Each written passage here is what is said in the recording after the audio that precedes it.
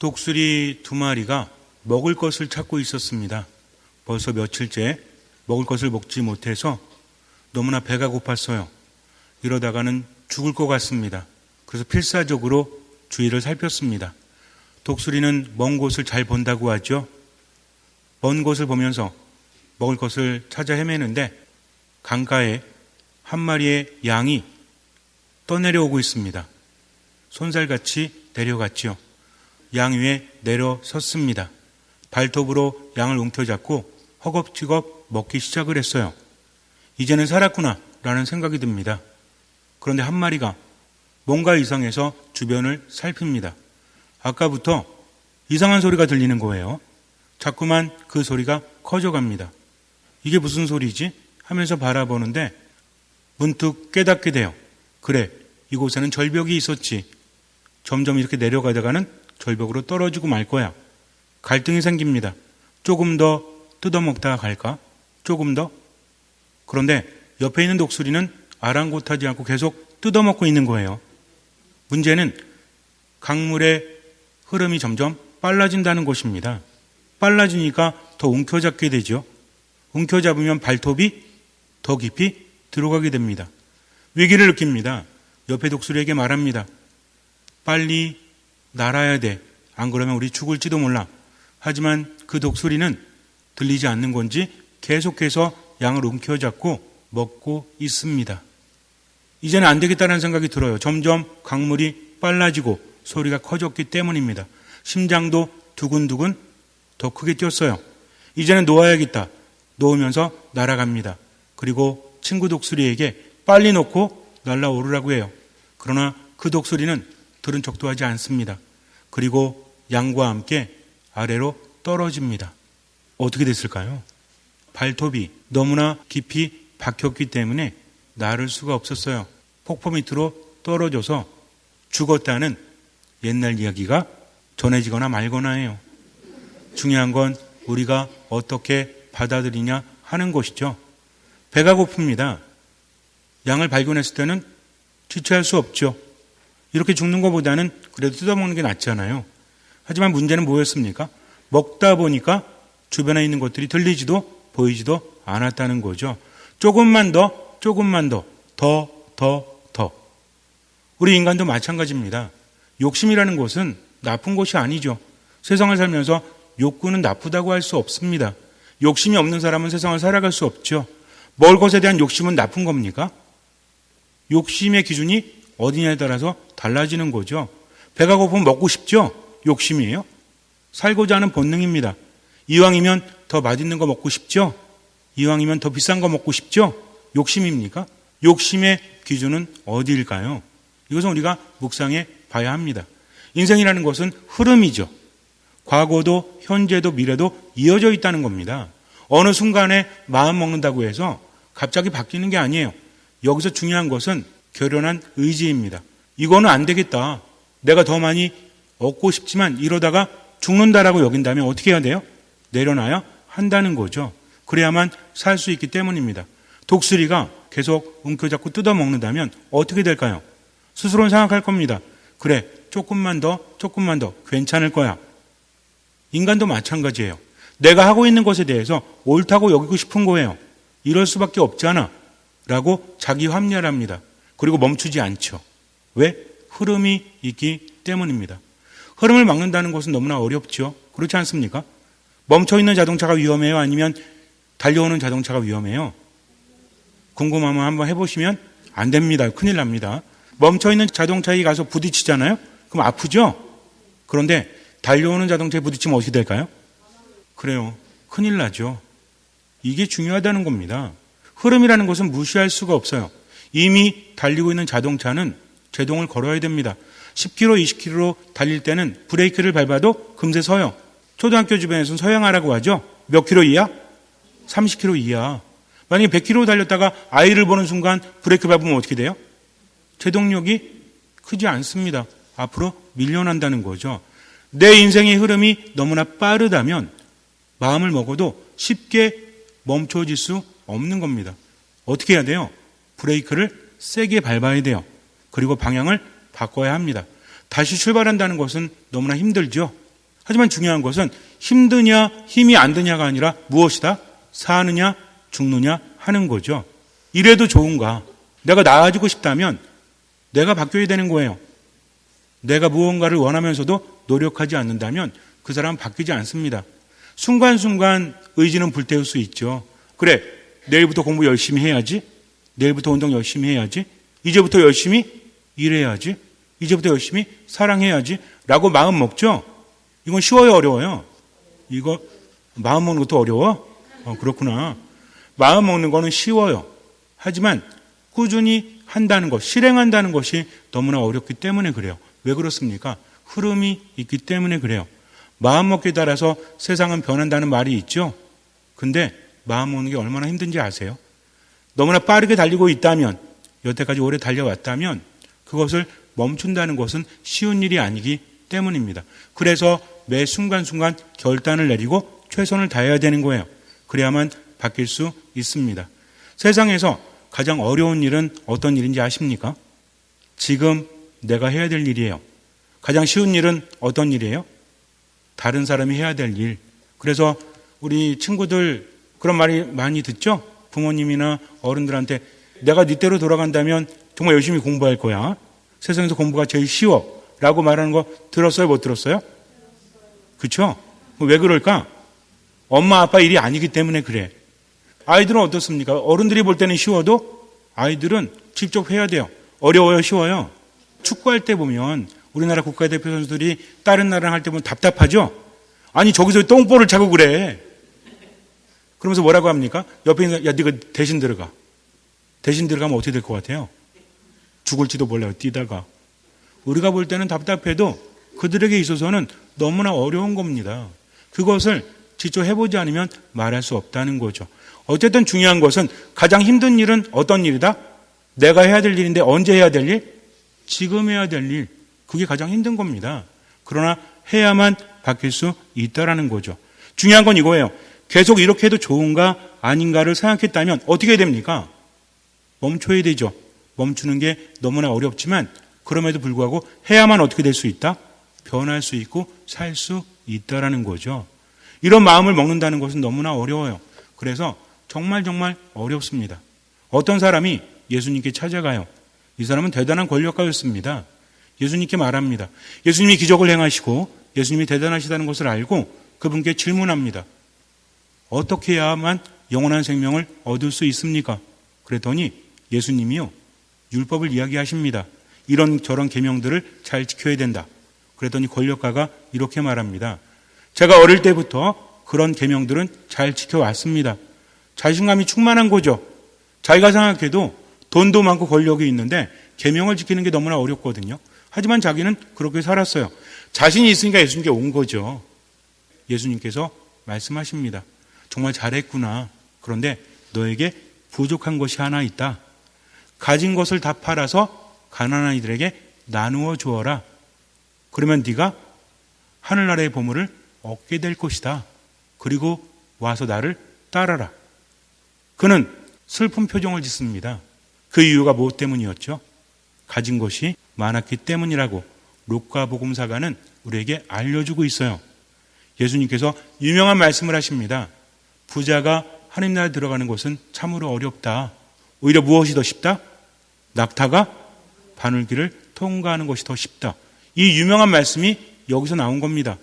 그랬더니 제자들이 뭐라고 하냐면 아니 그렇다면 하늘나라에 들어갈 사람이 누가 있겠는가? 이때 예수님이 말씀하십니다. 인간에겐 불가능하지만 하느님께는 그것이 가능하다라고 말씀을 하세요. 그리고 나서 예수님께서 몇 가지 말씀을 더 하시고 나서 예리고라는 곳으로 가십니다. 예리고는요 굉장히 유명한 도시입니다. 예리고는 예루살렘에서 내려가는 길이에요. 우리는 착한 사마리아 사람에 비유해서 그 이야기를 들었죠. 예루살렘에서 예리고로 내려가는 길. 예리고는 상업이 발전된 도시였습니다. 그 중심지였어요. 사통팔달이라고 하죠. 이쪽 저쪽에서 중심을 거쳐야만 예루살렘으로 갈 수 있는 곳입니다. 어떻겠어요? 도시 문화도 발달하고 상업도 발달하니까 돈이 많을까요? 적을까요? 돈이 많습니다. 인구가 많아요? 적어요? 인구가 많을 수밖에 없죠. 모든 것이 잘 돼 있어서 그래요. 거기에 살고 있는 사람들이 많습니다. 그 중에서도 세리들이 있어요. 자케오라는 세관장이라는 사람이 있는데 세리들 중에서 대표죠. 높은 사람입니다. 이 사람은 키가 아주 작았어요. 세리들은 이스라엘 사람들이 굉장히 싫어합니다. 왜 싫어할까요? 이스라엘을 지배하고 있던 나라가 로마입니다. 로마는요, 아주 대단한 나라예요. 다른 나라를 지배하면서도 고유성을 인정해줘요. 오히려 로마를 동경하게 만듭니다. 그러면서 세금이 발달했기 때문에 이것만 내면 된다라고 합니다. 그래서 세리들은 어떻게 하냐면 할당량만 거두면 돼요. 나머지는 자기 겁니다. 많이 거둘까요? 적게 거둘까요? 많이 걷겠죠. 돈이 많을수록 권력도 높아집니다. 어차피 사람들이 욕해요. 이스라엘 백성이면서 로마에 붙어서 이런 매국노들, 이스라엘 사람들을 등쳐먹는 인간들, 너희들은 하느님께 선택받은 선민으로서 살 자격이 없어라고 욕합니다. 그러니 돈을 더 거둘까요? 아니면 덜 거둘까요? 악착같이 더 걷겠죠. 욕먹으면 어때요? 뭐가 많으면 되니까? 돈만 많으면 되지. 요즘도 비슷하지 않습니까? 욕 좀 먹으면 어때? 돈만 많으면 무시할 수 없는 걸 하고 사람들은 돈을 추구합니다. 여러분들은 그렇게 추구하십니까? 안 하십니까? 추구 안 하죠? 왜 대답을 안 하실까? 돈이라는 것은 필요한 만큼만 있으면 돼요. 여러분들을 위로하려고 드리는 말씀이 아닙니다. 이거는 명확한 진실이에요. 왜? 인간의 수명은 정해져 있기 때문입니다. 1억을 가져도 1000억을 가져도 수명은 늘리거나 줄일 수 없다는 거죠. 인생을 살아가는 동안 필요한 것을 구하는 게 돈 아닙니까? 돈은 나쁩니까? 돈은 나쁘지 않아요. 인간이 살아가는데 필요한 겁니다. 문제는 뭡니까? 돈에 대한 집착이라는 거죠. 돈에 집착을 한다고 해서 나아질 수 있는 것이 있을까요? 우린 분명히 알고 있어요. 어차피 세상이라는 것은 공수래 공수거죠. 빈손으로 왔다가 빈손으로 가는 거죠. 모르는 사람 없습니다. 술 한잔 마시면서 또는 여러분들은 거룩하게 기도하시면서 그걸 깨닫습니다. 그래, 인생 뭐 있어? 하느님 안에서 그냥 행복하게 살면 되지. 감사하며 살면 되지. 돈은 필요한 만큼 있으면 되는 거야 라고 생각합니다. 기도할 땐 돼요. 그러나 삶의 현장으로 들어가면 됩니까? 안 되죠. 왜? 집착이 생겨났기 때문이죠. 여태까지 돈을 알게 된 이후로부터, 물론 우리 어린 친구들은 돈을 알지만 아직은 아니야. 왜? 니네는 받아쓰기 때문에. 내 돈이라는 개념이 생겨나면서부터. 여러분들도 내 돈이긴 내 돈이지만 누구한테 받은 거야? 아빠 엄마한테 받은 거잖아요. 근데 어른이 되면 누구 돈이에요? 내 돈이지. 부모가 참견할 수 없는 거죠. 이때부터 내 돈이라는 관념이 생겨나면서부터 인간은 불행해집니다. 어쩔 수 없이 돈이 필요하죠. 집착합니다. 문제는 뭐예요? 필요 이상으로 집착하게 되는 거죠. 돈이 많아지면 기뻐요. 돈이 적어지면 슬퍼요. 화가 납니다. 이렇게 하면서 돈을 가진 것이 아니라 돈의 지배를 받습니다. 그러면서도 알면서도 놓을 수 없는 겁니다. 왜? 이것마저 없으면 내가 살아갈 수 없을 것 같으니까 점점 깊이 빠져드는 거죠. 마치 독수리의 발톱이 계속해서 빠져드는 것처럼 마음은 점점 허해지고 삶은 더 우울해지는데 더 움켜잡습니다. 그러면 됩니까? 안 됩니까? 안 돼요. 안 되는데도 그렇게 하고 있다는 거죠. 그래서 삶은 힘든 거예요. 하지만 중요한 게 있습니다. 기회가 온다면 어떻게 해야 돼요? 이 소리가 더 커지기 전에 한 마리의 독수리는 날아가 버렸죠. 하지만 또 한 마리는 날아가지 못했죠. 문제는 무엇입니까? 강은 점점 빨라지고 발톱의 힘은 더 들어가는 거죠. 폭포에서 떨어질 때는 이미 어쩔 수 없다는 겁니다. 이걸 명심해야 돼요. 신앙도 마찬가지고 삶도 마찬가지입니다. 우리는 모두 만만하게 여기죠. 그래, 이 정도면 됐지. 좀 더. 가족관계도 마찬가지잖아요. 나중에 잘해주면 되겠지. 나중에 열심히 하면 되겠지. 하면서 어떻게 합니까? 자꾸만 미루는 거죠. 그러나 이것은 참으로 잘못된 생각이에요. 깨달았을 때 바로 실천해야 됩니다. 그렇지 않으면 기회를 놓쳐버리고 만다는 거죠. 얼마나 많은 경험을 합니까? 그러면서도 자꾸만 어떻게 해요? 귀찮으니까 밀어놓는 거죠. 내일은 누가 해야 돼요? 내가 해야 돼요. 오늘 안 하면 내일 할 일은 더 많아집니까? 적어집니까? 더 많아지죠? 근데 지금이 아니니까 자꾸 미루는 거죠. 세상에서 가장 힘든 일이 어떤 일이라고요? 지금 내가 해야 될 일입니다. 이거 하지 않으면 방향은 완전히 틀어져 버리는 거예요. 망설이지 마십시오. 지금 잡아야 합니다. 고민도 너무 많이 하지 마세요. 이것이 살 길이라면 해야 됩니다. 사과해야 될 대상이 있다면 지금 사과하십시오. 용서를 청해야 할 대상이 있다면 지금 용서를 청하십시오. 지금 해야 될 일이 있다면 미루지 말고 하세요. 걱정하지 말고 두려워하지 말고 충분히 생각하고 묵상했다면 바로 움직여야 됩니다. 그래야만 기회를 잡을 수 있는 거죠. 기회라는 건요, 앞에서 올 때는 느려 보여요. 근데 이미 지나가면 빨라집니다. 인생도 마찬가지죠. 나이가 들수록 왜 시간이 빠른지 아세요? 해야 될 일이 많기 때문입니다. 후회가 많기 때문인 거죠. 그 시간이라는 것은 모두에게 똑같지 않습니다. 어떤 사람에겐 시간이 빠르고 어떤 사람에겐 시간이 느려요. 어떤 사람에게 시간이 빠를까요? 지금 해야 될 일을 하지 않은 사람. 우리나라 속담에 기가 막힌 말이 있죠. 호미로 막을 것을 뭐로 막는다? 가래로 막는다. 얼마나 힘듭니까? 그러니까 미루면 됩니까? 안 됩니까? 될 수도 있지만 고생이 너무 크고요. 또 돌이킬 수 없을 수도 있다. 하지만 문제는 알면서도 안 된다는 거죠. 그렇다면 어떻게 해야 될까요? 더 비참하지 않습니까? 아예 모르고 당한다면 괜찮아요. 알면서도 이럴 수밖에 없다면 인생은 참으로 힘든 것이 아닙니까? 그러나 예수님 뭐라고 하셨어요? 인간에겐 불가능하지만 하느님께는 가능하다. 자케오라는 사람이 세관장이었습니다. 돈이 엄청나게 많았겠죠? 이 사람은 어떤 사람이었을까요? 머리가 좋았을까요? 머리가 나빴을까요? 머리가 좋았을 겁니다. 뭐에 대해서만큼은? 돈에 대해서만큼은. 정말 대단한 사람이었을 거예요. 돈이 엄청나게 많습니다. 제 생각에는 단순히 세리를 해서 그렇게 모은 것이 아니라 사업을 많이 했을 것 같아요. 돈을 굴리는 능력이 있을 것 같아요. 근데 시간이 지날수록 어떻습니까? 돈에 대한 집착으로 세상을 살아보지만 어느 정도 나이가 되면 인생이 새롭게 보이죠. 이거 아닌데, 내가 이렇게 살면 안 되는데. 사람들이 볼 때 겉으로는 대단한 것 같지만 뭐가 점점 허해집니까? 속이 점점 허해지는 거죠. 점점 다가오는 폭포 소리를 독수리 한 마리가 들은 것처럼 이 사람도 마찬가지였어요. 자케오라는 사람의 이름은 뜻을 가지고 있습니다. 순수함이라는 뜻을 가지고 있거든요. 죄가 없음, 이런 뜻을 가지고 있습니다. 근데 사람들이 욕하죠. 이스라엘 백성임에도 불구하고 이스라엘 사람들의 등을 쳐먹는 사람, 이렇게 욕을 먹으니 얼마나 불편했을까요? 그도 이스라엘 사람이었습니다. 그러니 하느님 앞에 두려운 거죠. 이렇게 하루하루 살아가면 어떨까? 죄의식이 왜 무섭죠? 젊을 때 짓는 죄, 어릴 때 짓는 죄는 괜찮을 수 있어요. 아직 멀다고 여기니까. 근데 나이가 들면 들수록 뭘 깨닫습니까? 살아갈수록 죄만 더 느는구나 하면서 한숨이 들죠. 더 무겁죠. 그러니 인생이 즐거울 리가 있습니까? 너무나 많이 가졌기 때문에 더 불안한 거죠. 자케오도 그랬습니다. 그런데 어느 날 예수님의 이야기를 듣게 돼요. 특히 세리 마테오가 예수님의 제자가 되었다는 말을 듣게 됩니다. 예수님은 기적을 행하시는 분, 예수님은 하느님께로부터 온 예언자, 그분은 메시아, 여러 가지 이야기가 들립니다.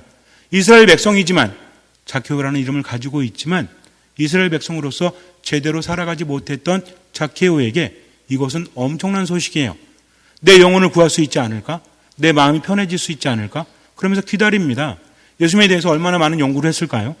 그러면서 예수님께 희망을 걸고 기다렸죠. 마침 예수님께서 그것을 지나가십니다. 문제는 워낙 인기가 많았다는 거야. 예수님께서 BTS보다 인기 더 많았어요. 임영웅보다 더 많았습니다.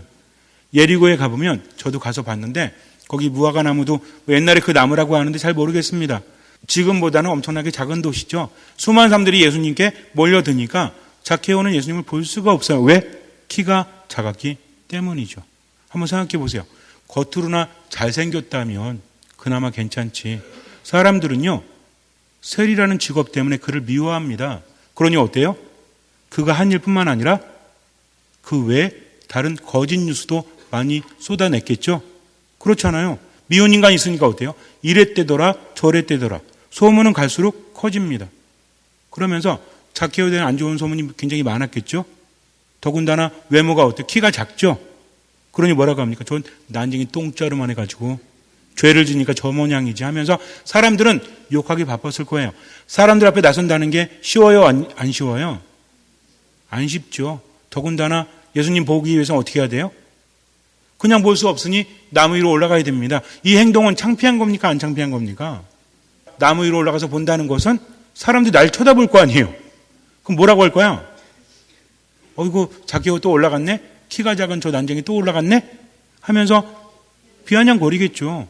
그럼에도 불구하고 자키오는 올라가야 됩니다. 왜? 예수님을 바라봐야 되기 때문에. 인생이라는 것은 언제가 가장 힘들다고 했죠? 지금 내가 해야 될 일. 여기서 중요한 것은 선택입니다. 그리고 결단입니다. 행동이라는 거죠. 자키오는 생각합니다. 사람들이 욕할지라도 지금이 아니면 예수님 만날 수 없어. 그러니 내가 창피하더라도 올라가서 봐야지 하고 올라갑니다. 최선을 다한 거죠.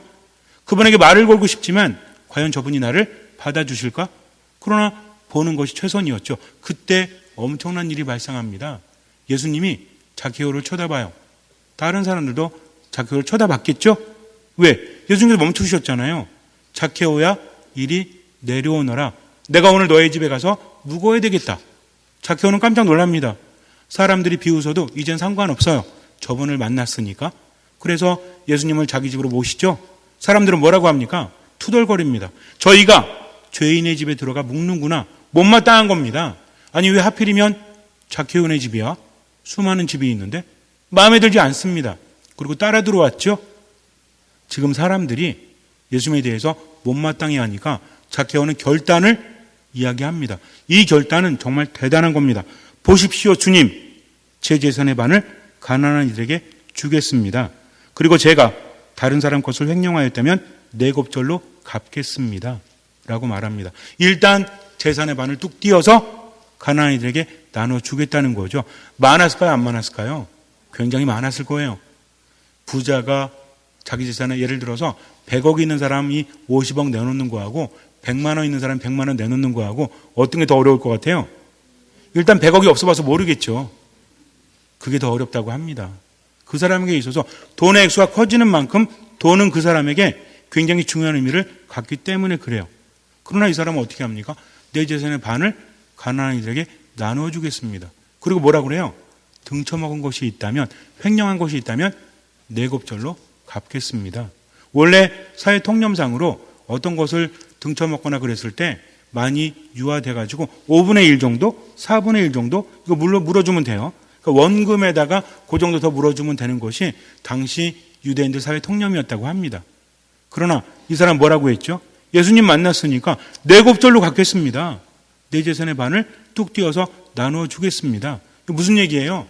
사람들에게 보라 이거죠. 나는 예수님 만났고 예수님 알아봤어. 그리고 그분의 말씀대로 이렇게 할 거야. 어떤 사람이 예수님께 와서 가난한 이들에게 나눠주라고 하니까 슬픈 얼굴로 돌아갔지만 자키오는 어때요? 기꺼이 자신의 것을 내어 놓는 거죠. 뭘 알았기 때문에? 이게 쉬운 겁니까? 쉬운 거 아닙니다. 그러나 이것이 무엇인을 알았기 때문에 살 길임을 알았기 때문이죠. 여기서 중요한 게 있습니다. 인생의 흐름에 있어서 기회가 찾아왔죠. 그 기회를 자키오는 어떻게 했죠? 예수님 바라봤습니다. 그리고 잡았죠. 선택을 한 겁니다. 행동을 한 겁니다. 공교롭게도 예수님께서 마지막 지나가시는 길이었어요. 이제 예루살렘으로 가시면 순환당하시고 죽으셔야 됩니다. 그러니 자키오가 미뤘다면 절대로 만날 수 없었던 것이죠. 그때 예수님이 기가 막힌 말씀을 하십니다. 오늘 이 집에 구원이 내렸다. 이 사람도 아브라함의 자손이기 때문이다. 평생 목말랐던 아브라함의 자손, 어떤 사람들이에요? 믿음의 자손들이죠. 혈연을 이야기하는 게 아닙니다. 아브라함처럼 하늘나라에 들어갈 사람, 영원한 생명을 얻는 사람이 되었다라고 말씀하십니다. 자키오는 어땠을까요? 너무나 행복했겠죠. 자키오는 정말 부자였지만 예수님 만나서 자기 것을 내려놓을 수 있는 결단을 했기 때문에, 즉 기회를 잡았기 때문에 그는 행복한 사람입니다. 우리도 마찬가지예요. 자꾸만 미루다가는, 기회를 알면서도 놓치다가는 평생 후회하면서 힘들게 살아가요. 그래서 신앙도 그렇고 삶도 마찬가지다. 인생은 흐름인데 가장 어려운 건 언제다?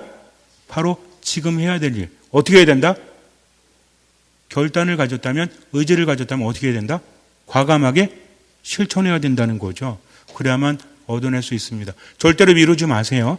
신앙도 미루지 말고 해야 될 일도 미루지 마십시오. 대신 뭘 해야 돼요? 내가 움켜쥐은 것을 놓아야 됩니다. 그렇지 않으면 그 발톱이 자꾸만 양의 살점을 파고 들어가서 죽은 독수리처럼 우리도 그것 때문에 죽을지도 몰라요. 인생의 흐름을 알아보는 눈을 하나님께 청하십시오. 그리고 결정할 수 있는 힘을 청하십시오. 최선을 다하고 나머지는 맡기면 돼요. 잠시 눈을 감으세요. 기회라는 것은 자주 오지 않습니다. 지금의 기회가 마지막이라고 생각해야 돼요. 최선을 다해서 묵상하십시오. 이것이 살 길이라면 힘들어도 하십시오. 놓치지 마십시오. 신앙 안에 온전히 머물면서 하느님 바라보세요. 우리는 어쨌든 약한 존재입니다. 누구나 힘들어요. 불가능합니다. 그러나 예수님 말씀하시죠. 인간에겐 불가능하지만 하느님께는 가능하다. 하느님께 맡겼다면 그분의 뜻대로 최선을 다하십시오. 나머지 주님께 맡기십시오. 듣는 마음으로 미사 말씀 기도 안에 머무십시오.